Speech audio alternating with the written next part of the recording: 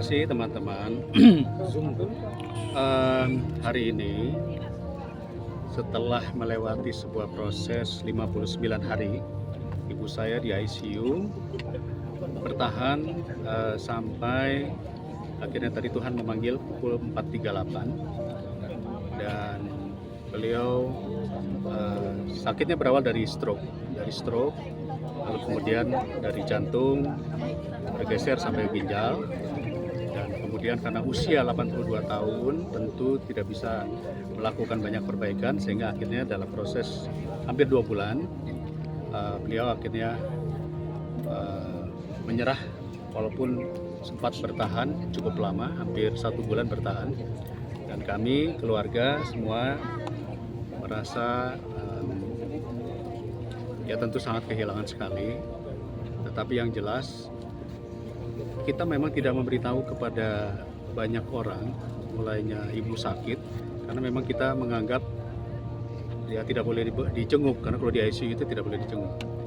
Cuman nggak tahu hari ini tiba-tiba semua masuk SMS, WA, media sosial, semua kawan-kawan baik dari senior-senior, artis-artis senior pada hadir, termasuk juga kawan-kawan saya. Tadi sudah ada Wamendagri, ada Wamen ATR, Ketua KPU datang, kawan-kawan DPR datang, saya sendiri juga ya dalam hati merasa ibu saya banyak sekali sahabatnya, ya, sahabat dari kelompok pengajian, sahabat dari kelompok masjid, ya, pembangunan masjid. Kebetulan ibu saya sering membangun masjid bersama dengan pengajiannya, dan ibu-ibu arisan banyak, teman-teman yang sudah 50 tahun bersahabat juga hadir semua, teman artis. Jadi sekali lagi kita berterima kasih, termasuk kawan-kawan media yang sudah hadir hari ini. Mas Edi, itu penyakitnya berawal dari stroke dulu, jantung atau seperti apa sih? Atau memang beriringan? Ya, jadi sebetulnya memang mama itu mungkin overweight, badannya terlalu besar ya, sehingga tensinya tinggi. Nah, karena tensinya tinggi, mungkin tidak terkontrol.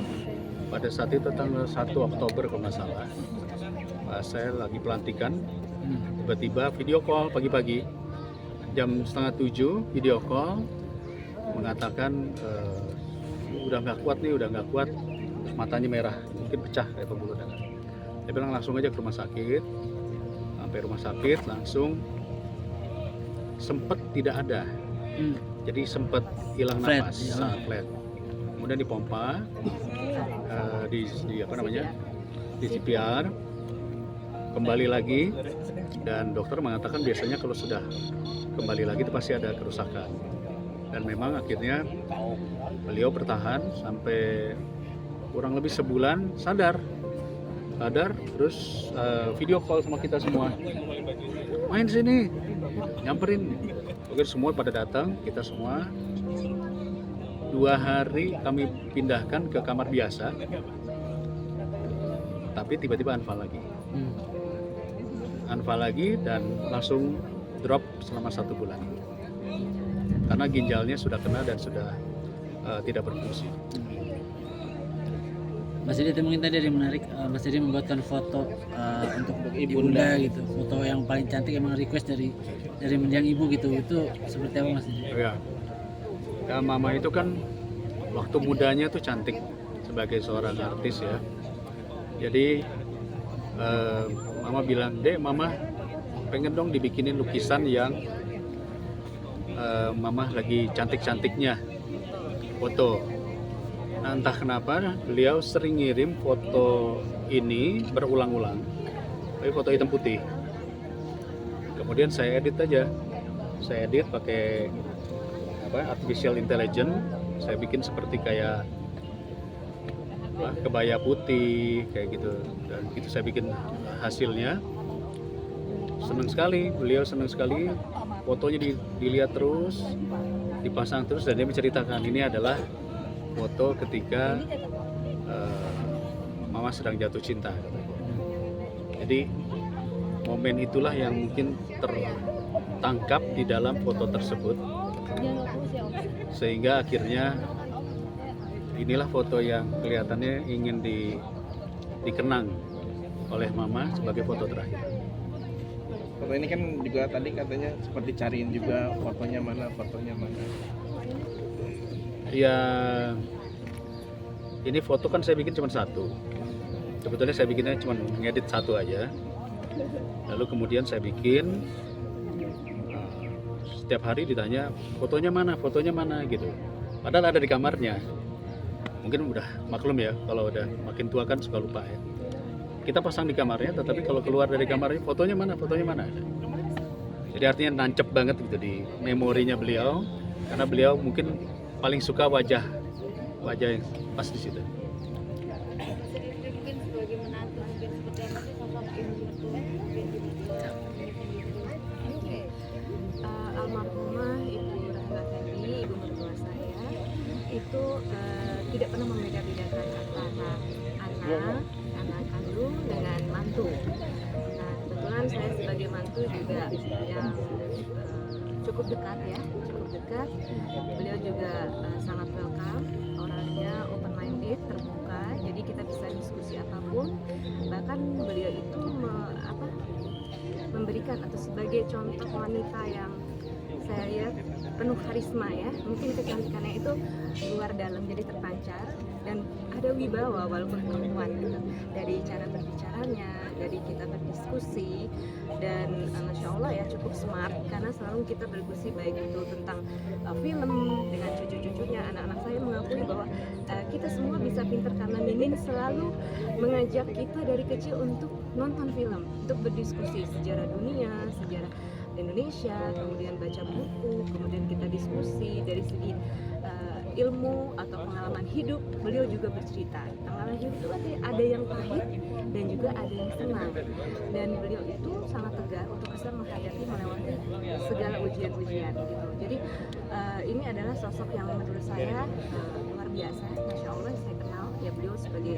aktris ya di zamannya itu kan semua juga selalu dengan film-filmnya, dengan kecantikannya, dengan peran-perannya, tapi di luar itu di dalam keluarga sangat hangat ya, keibuan gitu, tapi suka bercanda baik dengan cucu, dengan anak mantu, selalu humoris. Kadang kita juga sekeluarga ini walaupun kita ramai banyak, tapi mama itu yang membangkitkan, mengumpulkan dan membawa suasana menjadi hidup. Ada mungkin pesan apa gitu ke Mbak Neni sendiri mungkin terkait sama anak-anak atau sama cucu gitu? Ya, tentunya beliau menitipkan ya sebagai ibu, karena saya cukup dekat, sebagai mantu juga dari pacaran saya tuh alhamdulillah hampir 7 tahun pacaran. Jadi ketika pacaran juga beliau itu selalu berada di posisi saya. Kalau ada yang deket, apa yang lainnya selalu memberitahu dan berpihak pada saya gitu. Jadi artinya mama ini mungkin bisa melihat ya mana yang mungkin baik untuk anaknya, menyibukkan anaknya, kemudian juga cucu-cucunya. Jadi pesan terakhir, tolong ya jaga rumah tangga kalian karena saya sayang sama cucu saya. Bukan karena apa, karena saya cucu-cucu saya yang sekarang anak-anak saya dua-duanya di London, masih kuliah 1 S2 dan nggak bisa pulang. Mungkin sangat sedih ya, ada penyesalan, tapi yang kedua ini mau graduation, jadi kalau pulang pun waktunya tidak memungkinkan gitu. Jadi pesannya tolong didik, jaga cucu-cucu Mimin yang cantik dan berbakat. Alhamdulillah yang pertama sudah lulus master dan yang kedua ini mau juga menurunkan bakatnya menjadi pemain film. Kanisha Yusuf ini menurunkan bakat neneknya, ayahnya juga selain main film juga sebagai penyanyi. Jadi yang di dunia entertain, di dunia aktris sebagai aktris ya, itu adalah cucunya satu ada yang menurut. Jadi saya dititipkan untuk menjaga rumah tangga, keluarga, suami dan anak. Mas jadi mungkin tadi terlihat sama pemakaman begitu tegar gitu, apa memang sudah cukup ikhlas gitu sebelum akhirnya ibu berpulang atau seperti apa sih Mas jadi? Cukup tegar tadi. Tegar ya, tegar. Aman gitu. Jadi dalam 2 minggu terakhir kita juga sudah mengira bahwa akan masanya akan mulai mungkin sudah menurun. Maka kita pikir dengan kondisi fisik yang organnya semua menurut dokter sudah tidak bisa diselamatkan, tapi kok nggak turun-turun gitu. Jadi kemudian kita pikir kenapa gitu. Nah, akhirnya kita coba tanya sama semuanya, apakah semuanya sudah ikhlas apa belum. Satu persatu ternyata memang masih ada satu adik saya yang belum ikhlas. Nah, adik saya yang terakhir itu ikhlasnya baru kurang lebih 3 hari yang lalu. Jadi setelah hari saya ikhlas, semuanya sudah langsung turun.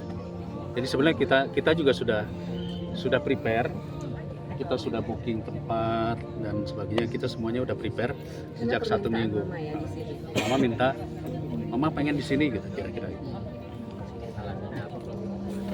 Hah? Kenapa ingin dimakamkan di sini? Apa dekat juga dengan keluarga? Ada keluarga juga di sekitar sini, sana ada satu keluarga, sebelah sana juga ada satu keluarga.